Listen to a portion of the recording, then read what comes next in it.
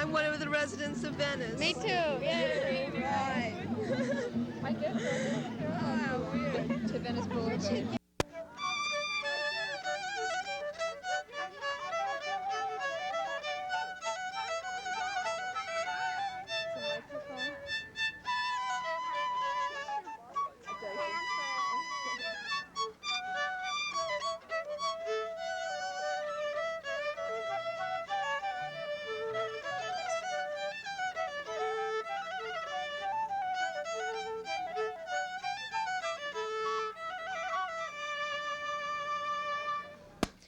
A time for Venetians to think about the future of their community at the Venice Canal Festival. I like the community part of it, you know, everyone's like one big family, and it's just a really nice place. I do like the lifestyle, you know, it really hurts when I see the marina moving into it, you know, I wish they'd stay on their own side. Yeah. I'm Judy Weiner, and I'm a member of the Canal Area Council, and I've also been involved in the planning committee for the canals. After taking a long, close look at the canals, we've developed what we feel is an environmentally sound plan, alternative plan to what the city had proposed, which was to rebuild the canals completely and line them with concrete, replace all the wooden bridges, you know, with concrete bridges, and really turn it into another marina. That plan of the city's is pretty much dead, but it still keeps cropping up again from time to time. And what we want instead is one where the canal banks are maintained pretty much as they are now, with plants and with the soil, and stabilized that way. We'd like to have a balanced ecosystem in the canals so that the water quality is better, and it can happen with the right kind of flushing program. We've talked to people in the city departments, and also with the Coastal Commission a lot about it.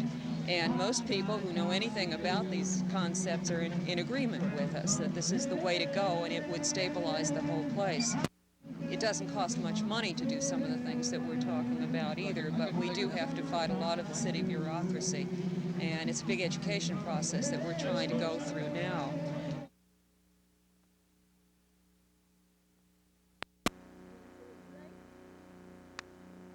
I like the canals in our house and the ducks. There was a huge jump in taxes in various different spots in Venice, and not all of the canals was affected, but a good part of it was. The problem with that is that every time there's a jump in taxes, the rents have to go up exorbitantly.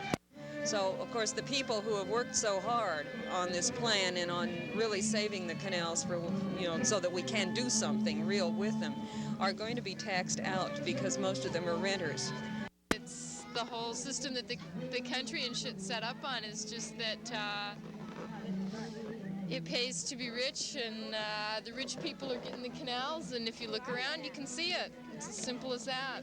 And what happens then is that a big development company can come in and buy up the things after really forcing you out, and then the canals will, you know, it'll be gone. That's all. They'll tear down all the houses and build condominiums or what have you, and it'll be over. So the taxation problem is, I guess, the most severe. Part of our plan really makes a plea for taxing not on potential use, which is what's going on here, but on the real actual use of the land. And it's being taxed forever as if it were part of the marina. That's one thing. I work in Westwood, and like it's always such a thrill to be able to come home. As soon as I pull in, I just feel at ease again. You know, I don't have to put on any acts or shows. I can just be myself. You know, whatever I want to do. I love the people. I like the old buildings, and I like the style. And I want to keep the Venice, not the Marina del Rey. You know, yeah, right on Venice. Venice is not the Marina del Rey.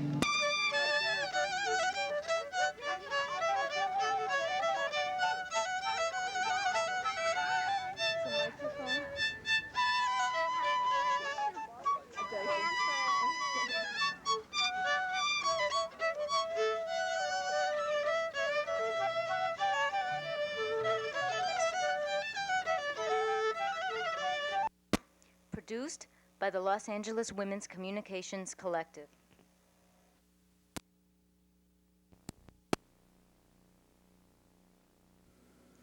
This short on the LA Alcoholism Program for Women was a news and analysis segment of Miscellany, a women's show on viewer-sponsored Public Affairs UHF Channel 68.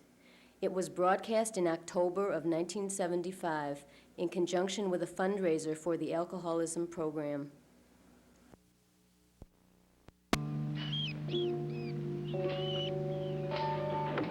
And I'd agree with your prognosis on Meredith Linden. It's a good feeling. Yes, it is. I think she can beat this thing, David. Thank you, Janice. Strong motivation in her child, ability to face reality, plus the fact that her husband can now accept her alcoholism and offer his moral support. Oh, Priscilla. I'm Jerry Estes, and I do information and education for the Alcoholism Program for Women in Los Angeles. Our program here is the first of its kind and the only one that we know of in the country. How it's different as far as the traditional agency is that we do not have a lot of, quote, professionals on staff. We have women that are counselors, some of them recovered alcoholics themselves, that have a high consciousness. Most of them are feminist and aware of the problems. And since this is a community-based program, where the women are made to feel equal, even though they know they have their counselors to go to and talk to. They're not put off in that you're really sick category and we're the professionals and we'll talk and help you.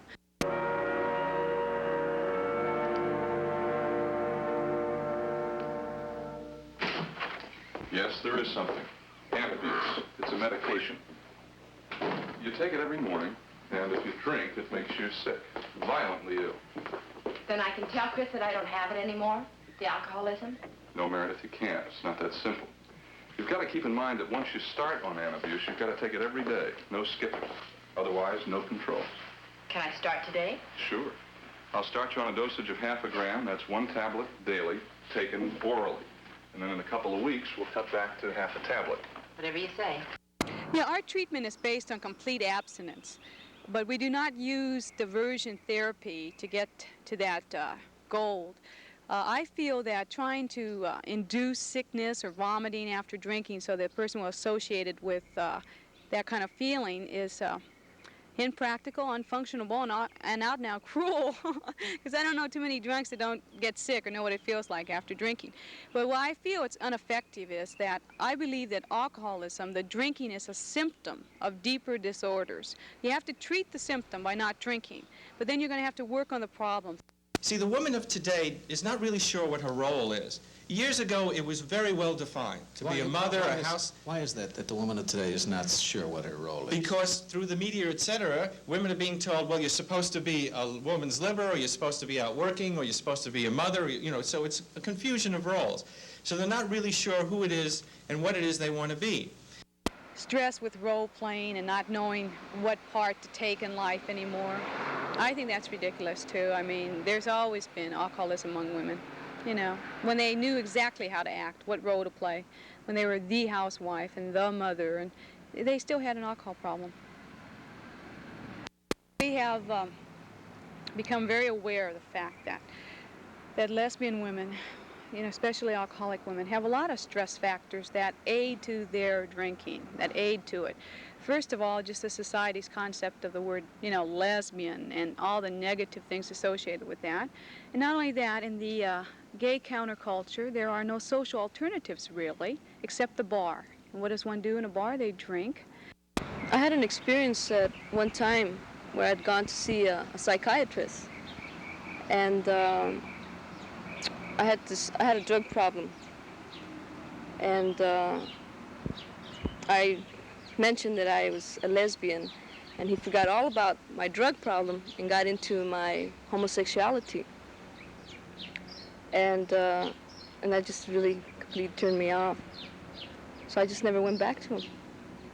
And this program here is like, you know, the women are gay, and they're more into your alcoholism here and your drug problem. And that's one experience that I had. think there really is a lot of people that are prejudiced, and you do get the static feeling, you know, when you go someplace. It makes me feel bad. And I don't feel bad here, even though there isn't as many, you know, Chicanas as I'd like it to see. But there doesn't feel like there's any prejudice here. So I wish they'd come over. It feels really good to be sober. I've been sober now for about 5 months. And, you know, waking up with them hangovers, throwing up and all that, you know, it was too much for me. And now I just wake up early in the morning and I feel really good. Really good.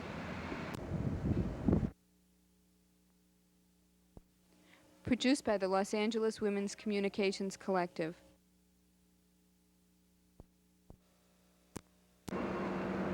Getting better? Yeah.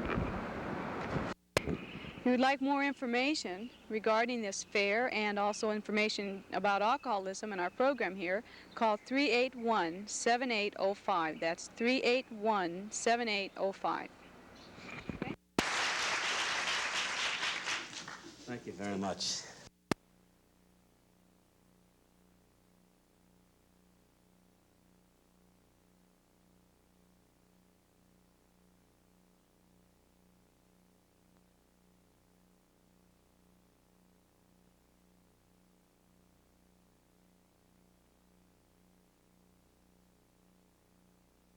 Yeah, my whole life.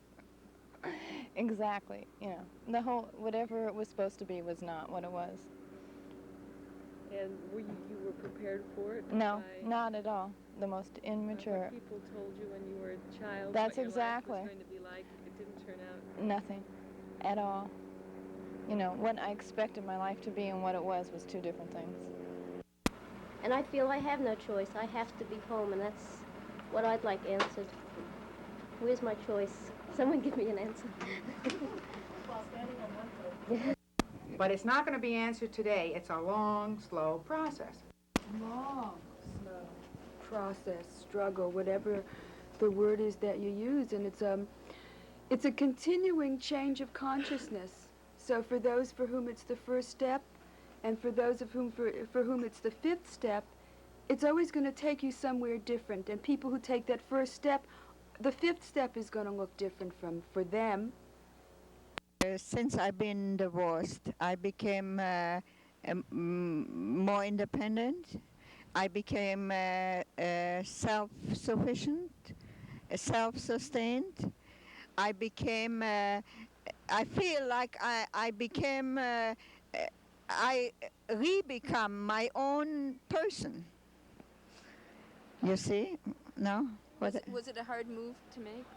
It wasn't a hard move to make, but it's a move what takes a long time to accomplish. I have to take a critical, step. I have to do something with my life that I don't want to do. I have to do get into some kind of conflict with my husband, or I may have to leave my children. This seems to me an individual choice of what can be stood or what cannot be stood by the individual person who is being exploited and persecuted. But it can't be done without looking at the wider context, without the support of other women who don't say, oh, what a nasty woman, she did this or that. But I got divorced like 7 years ago, and there's a big difference than now. 7 years ago? Yeah. Oh, that's it. 7 years ago it was like, it was horrible. So I really feel it's a whole different thing. So as far as women's live, I think that's great on that part. You know, everyone I know who gets divorced now, they're not alone. They don't feel alone. That's what this day is about to me, is for women to come together, to begin to see that there are many more choices than I even conceived that it would be possible for me to choose from. And I think we get that sense of alternatives when we come together with other people. I can't do it by myself. I never have enough good ideas alone. It's the interaction with others, and it is that sense, you said it beautifully, that sense of power. My God, if other people can do it, I can get some strength from that to do it for me too, and I know that there are other women I can talk to about it, I can call on for support, so that I don't feel so crazy. Your desire, perhaps to leave home is their desire to stay home. You know, that's a different kind of freedom, new for that group of people, so that we mustn't become rigid. And the first thing is support to other women's choices. After being among the unemployed homemakers for the past 28 years, I am going to be employed outside of my home starting tomorrow morning at 9:15. Hey, what an appropriate day! I feel that I'm just now maturing into a woman, and a lot of it has been through my support from my 5 daughters. And so I'm not going to knock my motherhood, because if it hadn't been for that, I would never have had these, and I will use the term beautiful, if I may quote, daughters, because they are inside and out, and they have led me to be able to come out and be proud of my womanhood, to join with you, sisters, today, and to openly declare myself not a woman's liber, but a feminist. Beautiful, beautiful. And the basic and important thing about the feminist movement is the right of every human being to decide for themselves what they want and what they want to do and what they want to be, and not to prescribe anything for anybody else. Not to refuse to have children, not to insist on having children, not to get out of the house, not to stay in the house. Whatever you want to do as an individual is the important thing. So when you meet somebody, you don't say to them, "Oh, I think you ought to," or "Don't you think you ought to?" You say, "What do you want? What do you want to be? What do you want to do? And if I can help you do it, let me know." It's always leaving the initiative with the other person and never trying to force anything on them.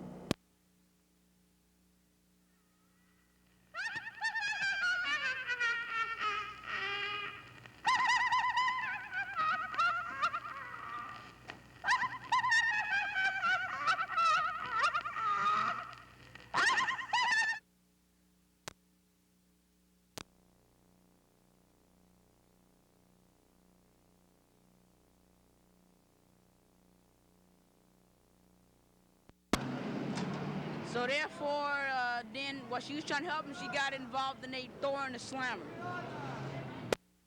She's a beautiful, strong, conscious woman, and she's being held prisoner for something that she hasn't done, except for maybe being one with the people, and that's a threat to some governments. And so maybe that's why the State Department hasn't done anything about it. Monday was the 1-year anniversary of Olga's imprisonment and four-day torture session with the federal police in Argentina. She and 12 Argentinian students, community activists, were unjustly arrested, were tortured with shock treatment, were beaten, the women were constantly threatened with rape, and all of them were threatened with their lives being taken away from them to divulge information that they didn't even have. But the torture is just incredible. They do it with what we call la picana. That's an electric shock, and they put it inside of the genital in women or men, in anybody, even in children. I know about 3 women. One of them was killed. She died during the torture because they put inside of her vagina pieces of a bottle, Coca-Cola bottle, you know, and she died because she's, I mean, a lot of blood went out, you know. She's a daughter of a farm worker. She worked with the farm workers for a long time, and she was very aware of oppression on a really intimate level. And when she met these people from Argentina, they had hopes that perhaps they could be a part of opening up democracy in Argentina. That was before Isabella Perón and all the events with the Peronismo occurred. I know many people who had a lot of friends and they don't exist anymore, and nobody knows where they went. They don't have, you know, any kind of news about them, but they always suppose that it's the police or the militaries who took their life. Now the military force is held by your government, by United States government. United States government is giving them a lot of arms, a lot of military stuff to fight against the socialists. We do know for a fact that the Bank of America has, after the state of siege was proclaimed by Isabella, has loaned massive amounts of money to Argentina. It's the same thing holds true with most countries. You know, when they have popular governments, when they have some kind of democracy, the American aid that trickles in is very slight. As soon as there's a junta, a repressive government that can dictate to the people who they're going to work for, who's going to own the land, all of a sudden all these thousands of millions of dollars of aid come in, and that's what's happened in Argentina. It happened in Chile, you know. Well, you know, the situation in Argentina for the poor people is very, very hard right now. And right now the people cannot anymore economize, cannot save money. It's just enough to survive. Economical depression is made over years and years of a policy, a kind of policy that United States and Argentina oligarchy is supporting. What that means is that the help that United States is giving to the underdeveloped countries is not a help. It's a help for you, but not for us, because they are really expoliating the country. They are taking out much more, but much, much more than what they put in.